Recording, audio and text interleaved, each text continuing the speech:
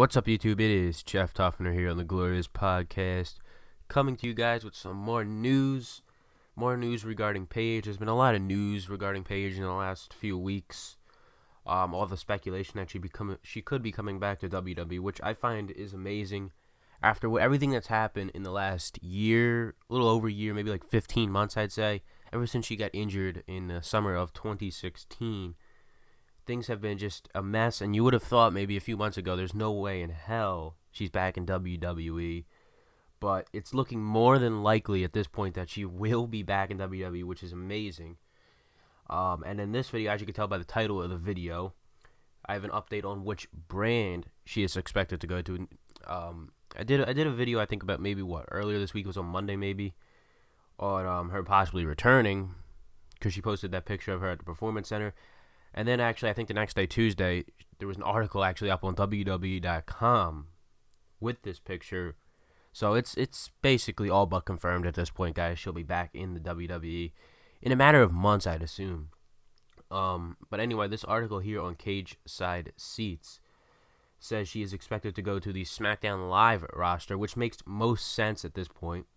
Raw is obviously going to get Asuka in the coming weeks. And Raw's got a lot as it is in the women's division. SmackDown's got Charlotte, Becky Lynch, Naomi, Carmella, Tamina, and Lana. So they could really use someone like Paige over on SmackDown. There's no need for Raw to get her.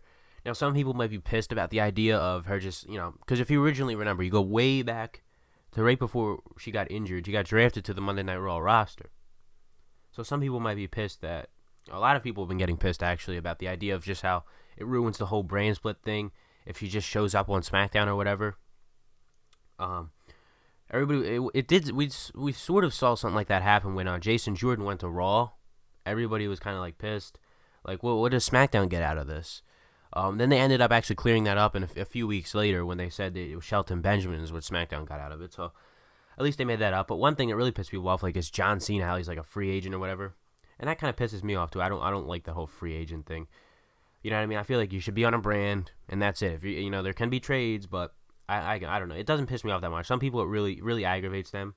Not really bothering me a whole lot, but I don't know. So, I mean, they could play it out to where, Paige comes to SmackDown or whatever, and they could say maybe, like, the only reason she's on SmackDown is because maybe, I don't know, they made, like, a trade or whatever where SmackDown was originally supposed to get Asuka or whatever, and then they, Daniel Bryan says, make a trade with Kurt Angle. Asuka goes to Raw. Paige comes to SmackDown.